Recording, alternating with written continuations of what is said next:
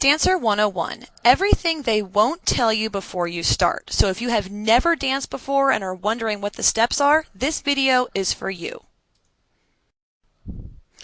Go to the club that you are interested in on the same shift that you are interested in working. You need to get a feel for that club. Realize that not all clubs are created equal. There are upscale gown clubs, which are usually in major metropolitan areas. They have dress codes, which means you will have to invest in long gowns and rhinestone jewelry. The majority of the clientele here is businessmen who are entertaining clients or city dwellers who prefer upscale establishments. Expect high house fees, lots of support staff who you are expected to tip out, and obligatory merchandise sales like t-shirts and shot glasses. Most upscale gown clubs are part of national chains like Rick's, Christie's, and Penthouse. Neighborhood clubs are a little more laid back. You will have more flexibility with your costumes. Two-piece outfits and bikinis are the norm. The clientele is mostly locals. However, if the club is near an interstate or vacation destination, you may have some tourists also. Third-tier clubs are really just dive bars, and they tend to be located in more crime-ridden parts of town. Their hiring standards are lower than the other types of clubs, and the clientele is usually less desirable as well.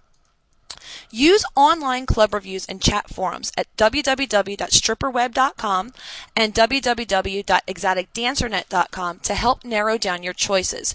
Disregard any comments that you see on sites like stripclublist.com and tuscl.com. Those sites are designed for customers, not for dancers, and the information is not usually very reliable. When you audition, you need to remember to bring your stripper stilettos, a legal G-string, and I emphasize legal because in many cities and states, the T-back has to be about 2 inches wide, and 2 outfits. I say 2 just in case because you never know what could happen, and you might spill something on your white dress and then have to go on stage in that. What to expect?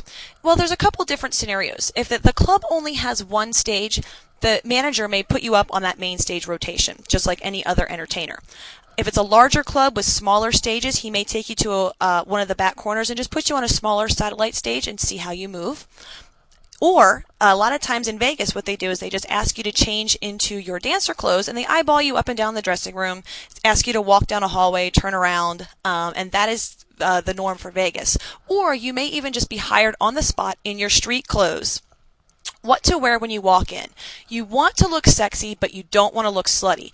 Do not, I repeat, do not wear your stripper stilettos to the club, but do wear a short skirt or form-fitting pants that flaunt your figure and a halter or low-cut top. Also, do not wear gym clothes or a juicy tracksuit. The time of day to go during the shift that you want to work, because if you show up at 11 a.m. but you want to work the night shift, they're just going to tell you to come back and audition with the night shift manager anyway. Congratulations, you got hired. Now there's some paperwork to do. Some clubs, usually the larger chain clubs, will make you fill out an IRS Form W-9. What this says is that you agree to be an independent contractor, not an employee, and the club is not responsible for paying you a wage or for reporting and withholding taxes. Ultimately, this means that you are agreeing and you are signing that you are responsible for filing your own tax return. Some cities require a business license. You may have to obtain any city or state licenses. The club will provide that information for you. Club orientation. This is an overview of the club rules and procedures. It's usually performed by a manager or the house mom, but I have worked at some clubs that just have a PowerPoint presentation movie that you have to watch. Very similar to this one that you're watching right now. House fees. Expect that you have to pay the house to work every night. They're not going to pay you to be there. The house fee is basically a stage rental fee that you pay the club every night. Tip out. There is always going to be a mandatory minimum tip out to the DJ, the security staff, the house mom, and sometimes even the manager. You may be able to choose what shift you work, or they may assign it to you. There are several different shifts. The first is the day shift. This usually starts around 11 a.m. and includes the business lunch crowd. Then there's a mid shift, and it depends on the club, but usually it starts around 3 to 4 p.m. and then goes until 7 p.m. and includes the happy hour crowd. The night shift is usually after 8 p.m. Now, Las Vegas is a different animal because the clubs there are open 24 hours.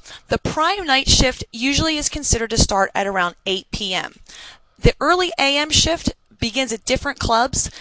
Some clubs it starts at midnight, and other clubs they won't let you clock in until 3 a.m. And then the day shift is usually any time after 9 a.m. Remember, there's really no shift is better or worse than another, because a $20 dance is a $20 dance no matter what time you do it. It's just what works best for you. Here's a checklist for everything that you want to bring with you in your dancer bag. First and foremost, a combination lock. As the new girl, you may or may not have access to a permanent locker at your new club. Makeup for touch-ups. Don't bring the whole case. Just bring what you need to touch up your makeup throughout the night. 2 extra outfits and 2 extra G-strings. I believe in Murphy's Law. You never know when someone is going to spill something on you. Body spray or perfume, not lotion, because if you put lotion on and then crawl around the stage, you make it slippery for both yourself and for the girl who has to go on stage after you. Feminine products, always safe than sorry. Super glue for your shoes, again, always safe than sorry. You'd be surprised how quickly the soles of those stripper stilettos can fall off. 2 snacks. I really like Balance and Zone bars. They're about 210 calories each. You want to eat these small meals every 2 to 3 hours to keep your energy up. And also a bottle of water, because if it gets busy, you don't want to waste time at the bar waiting for the bartender to get you a drink. Here are just some basic rules of stripper etiquette. Don't dance for guys at the tip rail. Remember, they are seated there to watch the girl that is on stage, and by you dancing for him, that is taking her tip money away from her. So take the guy sitting at the stage somewhere else. It's a perfect chance to upsell VIP.